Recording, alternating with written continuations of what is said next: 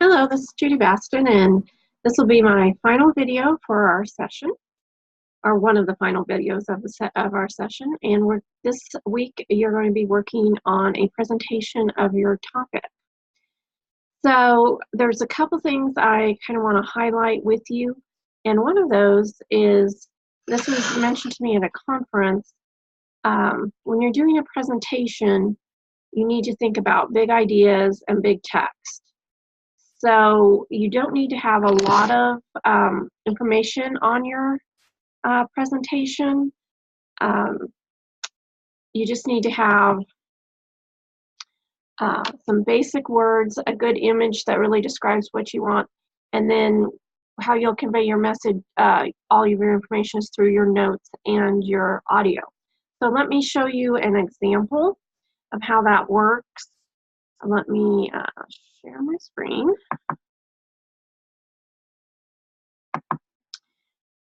So what I'm going to share with you is, oops, bigger.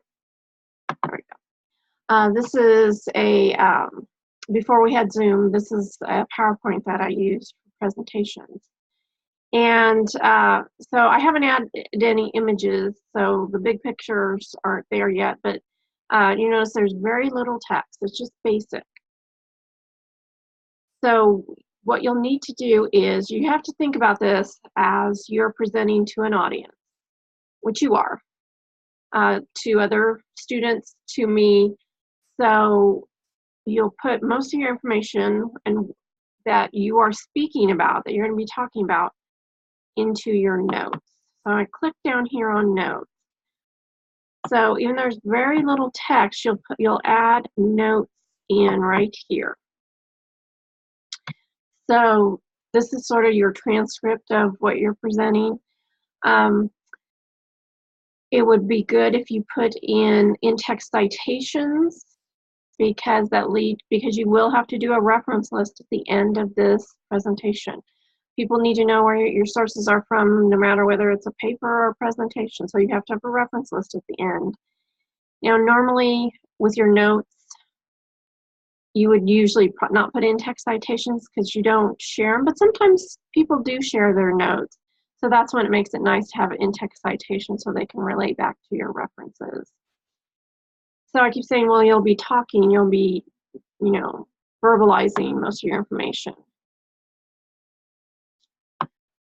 So to do that, a lot of people have not added audio before. To do that, this is kind of hard for me to see, sorry, because Zoom kind of covers up some stuff for me. Let me get in here. Okay, so under the Insert tab, here is the audio. So you will record, you won't use the audio on my PC, you'll record our audio. So as the slides go through, you will be speaking about and giving most of the information for your audience. And it is a requirement. You can lose a lot of points if you don't do this, or at least attempt to do this. But once you find, it's actually quite easy once you get the hang of it. You just click, and you just hit name it. You'll hit play right here, or excuse me, record right here, and then you can play it back as you listen. So for each slide, you'll add your information and you'll be talking about it. Someone also said to me, you don't want to have a lot up here because in the slides, because if it's all right there, why do they need you? They can just take a handout and walk out, or take down the notes and walk out. So that does make sense. So yeah, you definitely want to have your information in the notes and in your audio. Now I mentioned there will be a reference page at the end. So you do have to put your references there again. And then also something that I kind of wanted to talk about is your images. At the bottom underneath this video, I have added quite a few links for images. The reason I've done this is, we talked about plagiarism, and you will, whatever images you use, you will have to cite those. And I do have a link on how to cite images in APA. The other thing to think about that we really haven't talked about in this class is copyright. So even though you use bits and parts of information, and that's okay, that comes under fair use, but using an image is using the whole, and it's not yours. And there is copyright, even though you're putting a reference to it, which is still good, which is good. And maybe everything you've done is copyrighted. So if you're using someone else's image and it's copyrighted, they own the rights to reproduce and to use it, and you don't really own those rights. So we have a little leeway because we're in education. That gives us a little bit of leeway to using other sources, but it's really best, and I really am doing this because I want to help you when you're at work doing things professionally. There are sources where you can use either they're Creative Commons, meaning that the owner, the copyright owner, is giving you permission to use things in certain ways, or they just put things in public domain, meaning we don't care. You can use it, you can change it, whatever you want to do, it's available to you.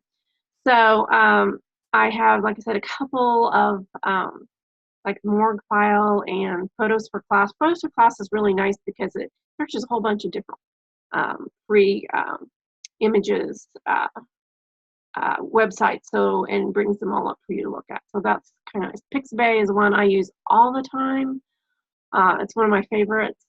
So you can use those and know, well, I'm not violating any rights, I'm not doing something illegally. But no matter what, even if you're using something from Pixabay, you still have to put a citation at the end. Now, students have asked me, do you want the images separately or put them together with your other sources, like your articles? It doesn't really matter to me. I've seen it both ways, where they incorporate them all together or they keep images and the other, like articles and book sources, separate. Either way, doesn't matter, as long as it's cited. In-text citations for those, that's another issue. You know, it'd probably be good to put a just a little small underneath, put a regular in-text citation like the author, date, or name of it and date. You will see, you know, in real presentations I've seen where they haven't, and other times I see where they just put the website, or, you know, it's from Pixabay, they put from Pixabay. It'd probably be better to just, like I said, either put the title of it, or the title of the website, or the title, author, and date to lead back to your image sources. A little bit about the discussion. It's peer review, meaning you're providing a rough draft, and so everyone will pick one person, and if you're coming in late and you notice someone has not had a review, go ahead and review. I know sometimes this happens all the time. Someone's reviewed, they're just finishing up their review and they're going to post it and just seen someone else just posted. And that just happens, but try to pick people that haven't been reviewed yet so that everyone gets a review. This is a rough draft, so don't expect it to be perfect, but try to do the most that you can, get the most out there for other people to look at, because they're there to help you, and the most you can put out of your slides, the best thing to do. But it doesn't have to be perfect. I have a lot of students going, oh, I don't like my audio. Well, that's okay. This is a rough draft. It doesn't have to be perfect. You're not handing it in for a grade.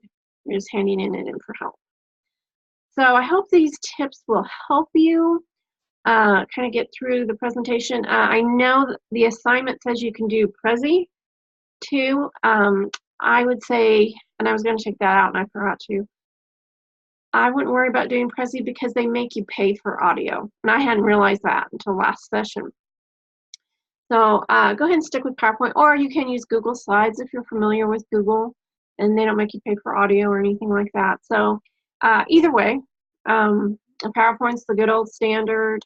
It's always good to learn if you're not familiar with it. So I hope these tips have been helpful, and please let me know if you need any more help.